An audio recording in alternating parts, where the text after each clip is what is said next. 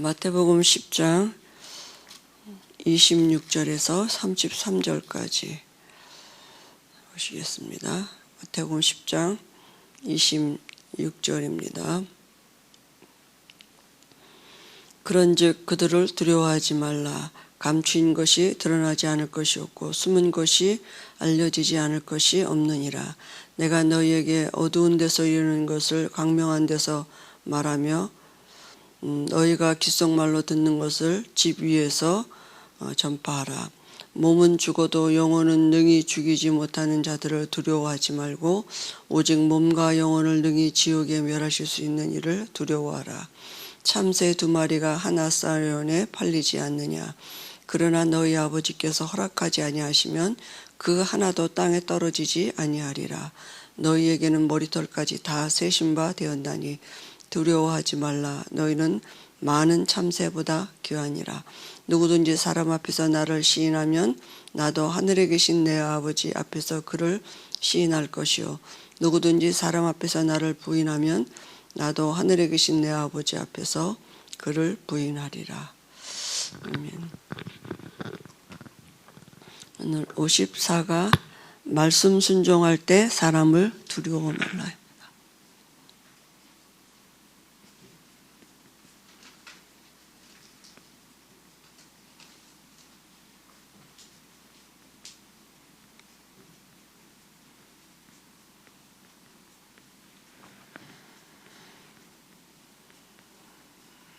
마태복음 10장 26절에서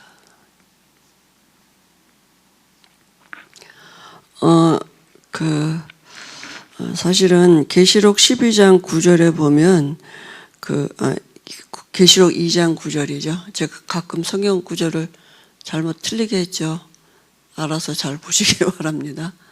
계시록 2장 9절에 보면 유대인이 비방하는 것이 실상은 유대인이 아니라 사단의 회라 이렇게 말씀했거든요. 우리가 복음을 전파하면 잠시 핍박을 받을 수도 있고 또 박해가 올 수도 있습니다. 왜냐하면 사단이 존재하기 때문에. 이게 유대인이 아니라 사람이 아니라 사람을 통해서 배후에 사단이 자기 일을 하는 거죠. 그래서 마귀는 사람을 통해서 말씀 전파를 방해하는데요.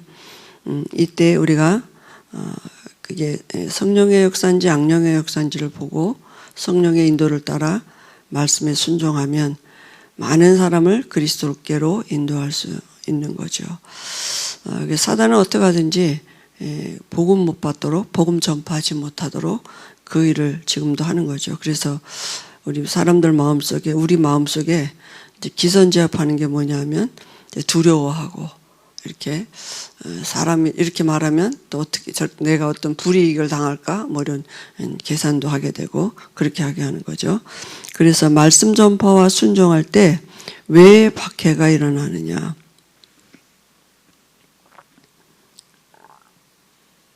왜 박해가 일어납니까? 마태복음 10장 오늘 읽은 말씀 중에서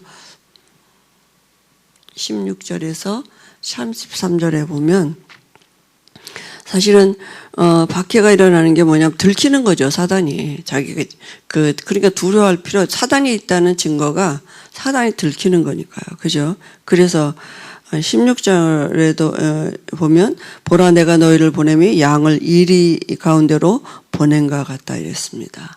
그러니까 이리 때가 다시 말하면 종교를 가지고 있는 사람들이죠. 그 때문에. 그죠? 그리고 불순종의 사람들 때문에. 그러니까 이 배우가 누구겠습니까? 당연히 사단이겠죠. 그리고 불신의 이 간언. 권세 가지고 있는 것 같지만 그 권세 가지고 사실은 사단이 복음을 방해하는 거죠. 또 이방 종교 때문에. 복음이 아니니까 당연히 반대하겠죠. 또 때로는 우리 가족 안에 이 불신 가족이 그죠? 사단의 통로가 될 수 있죠. 결국은 뭡니까? 복음을 막기 위해서 그죠? 결론은 사단은 뭐냐? 복음 막기 위해서 하는 이 사단의 통로가 되는 거죠. 사람이 하는 것 같지만, 그죠? 그래서 박해당할 때 우리가 기억할 게 있습니다.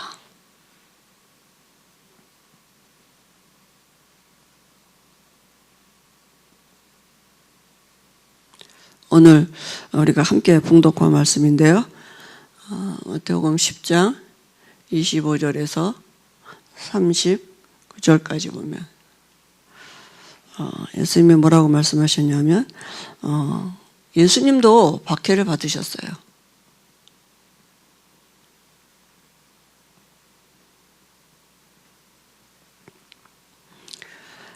그리고 사실은 그 박해하는 게 뭐냐면 감추인 것이 드러나게 되는 거죠.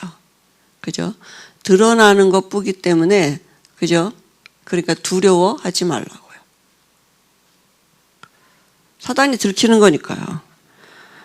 그리고 그러니까 사단이 하는 일을 안다면 우리가 담대하게 더 전파할 수 있는 거죠. 이 영적인 사실을 알면. 우리와 박해하는 자의 생명을 주관하시는 분이 누굽니까? 하나님이십니다. 그러니까 이렇게 우리의 몸과 영혼을 능히 지옥에 멸하실 수 있는 일을 두려워하라. 하나님 앞에서 하라는 거죠. 하나님을 두려워하고요. 그 다음에 참새 한 마리도 하나님의 손에 있다 그랬습니다. 왜 그렇습니까? 그죠? 참새 한 마리도 하나님의 허락지 아니하시면 떨어지지 않는다니까요. 근데 너희는 많은 참새보다 귀하다 그랬습니다. 그리고 우리의 머리털까지도 세신받는다고요. 그래서 박해자 앞에서 하나님, 그죠? 예수님을 시인하면 하나님의 인정을 받는, 나도 하나님 앞에서, 내 아버지 앞에서 너희를 시인한다 그랬습니다. 그러니까 다시 말하면 박해자는 그 사람들 앞에서요. 사람 앞에서 나를 시인하면 나도 너희를 시인하고, 사람 앞에서 너희를 부인하면 나도 너희를 부인한다 그랬습니다. 사람이 배후에 누굽니까? 사단이 역사하고 있으니까요. 사단은 어떻게 하든지 우리에게 그 복음을 그저 선포하지 못하도록. 그래서 끝까지 견디는 자는 22절에 끝까지 견디는 자는 승리하는 것입니다. 원수가 때로는 어디에도 있어요? 집안에도 있다니까. 우리 가족 중에 원수 노릇하는 사람 있잖아요. 모르고 사단의 통로가 되는 사람 있죠. 모르니까. 그죠? 그 다음에 또 10장 39절에 보니까 복음을 위해서 목숨을 잃는 자는 오히려 목숨을 얻게 된다 그랬습니다. 그죠? 그래서 지금 우리가 말씀을 순종할 때, 말씀을 따를 때에 반드시 사단은 있는 증거를 나타낸다니까요.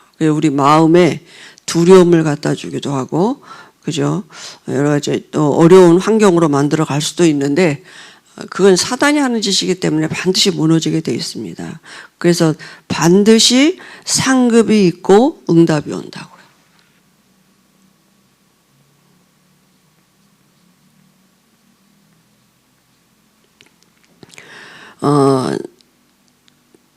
마태복음 10장 40절에 보니까요. 너희를 영접하는 자는 나를 영접한 것이고 나를 영접한 자는 나를 보내신 자를 영접한다고 말씀.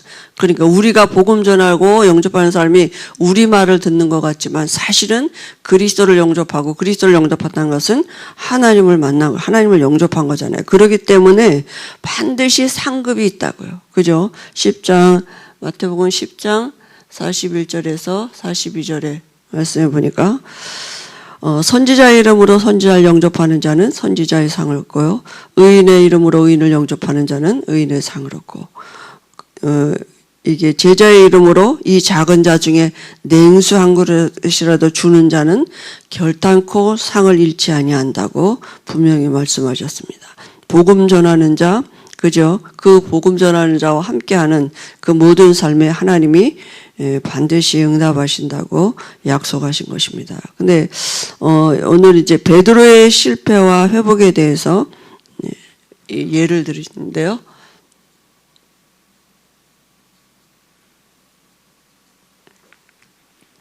우리가 잘 아는 듯이 베드로가 실수했죠.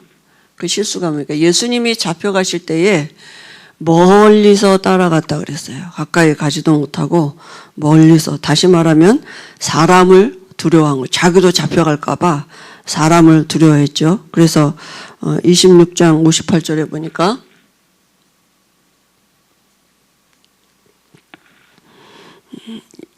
예수님이 잡혀가실 때 멀찍이서 따라갔다 그랬습니다. 그리고 다시 말하면 뭐가 말씀이 이 주님의 말씀이 생각이 안 난 거죠. 예수님의 말씀이 뭡니까?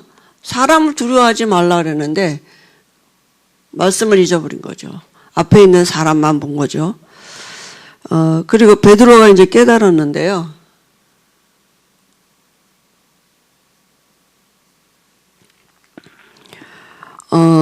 그 작은 여종 하나가 와서 너도 갈릴리 사람 아니냐? 너 내가 예수가 함께 있는 거 봤다. 그랬더니 베드로가 뭐랬습니까?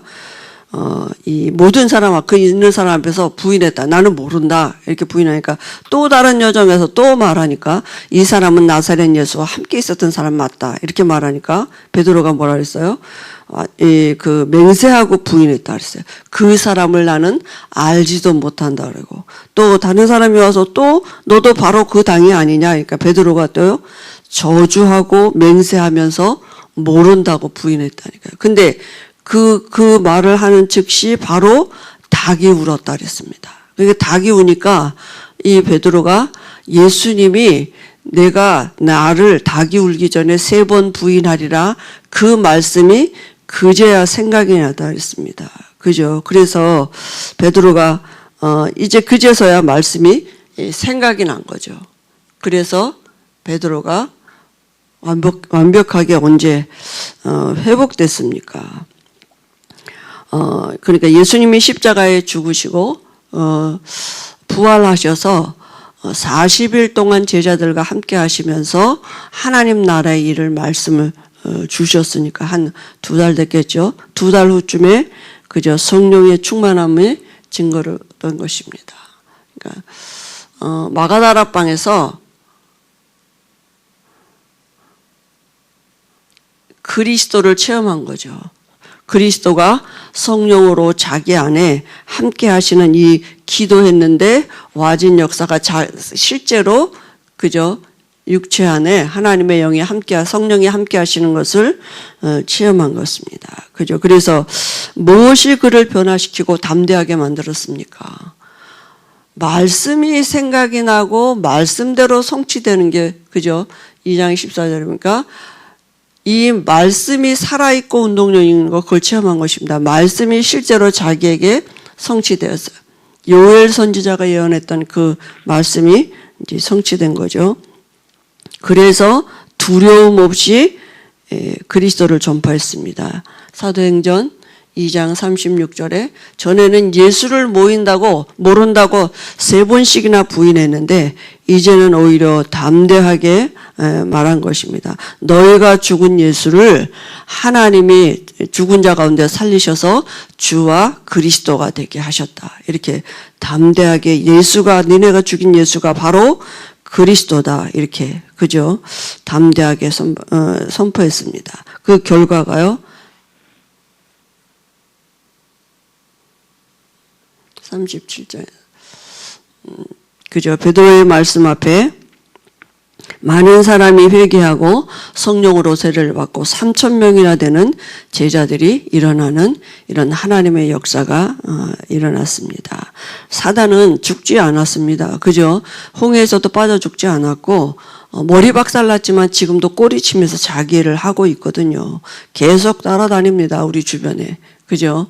이 사람들을 통해서, 환경을 통해서 계속 지금도 우리에게 복음을 누리지 못하도록, 말씀 따라가지 못하도록 속이고 있는 거죠. 그래서 아무리 그래도 사단의 방법과 능력은 복음을 막을 수가 없는 것입니다.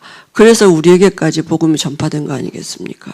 그래서 우리가 말씀을 순종할 때에 사람을 두려워, 때로는 우리 마음에 우리 자신들을 속이는 이런 사단의 계계인 줄 알고 우리가 말씀 앞에 순종해야겠습니다. 이 시간에도 우리가 원색복음을 누리는 그 참 시작을 하는 기도의 시간을 갖도록 하겠습니다. 우리 교회를 위해서 교회 기도 제목을 가지고 기도해 주시고요. 앞장을 세우신 우리 김동원 목사님, 또 김구 목사님 위해서, 또 우리 다락방 운동가 유광수 목사님 위해서, 또 우리 성령께서 우리에게 중보 기도하게 하시는 그 기도하시고 자유롭게 하시겠습니다.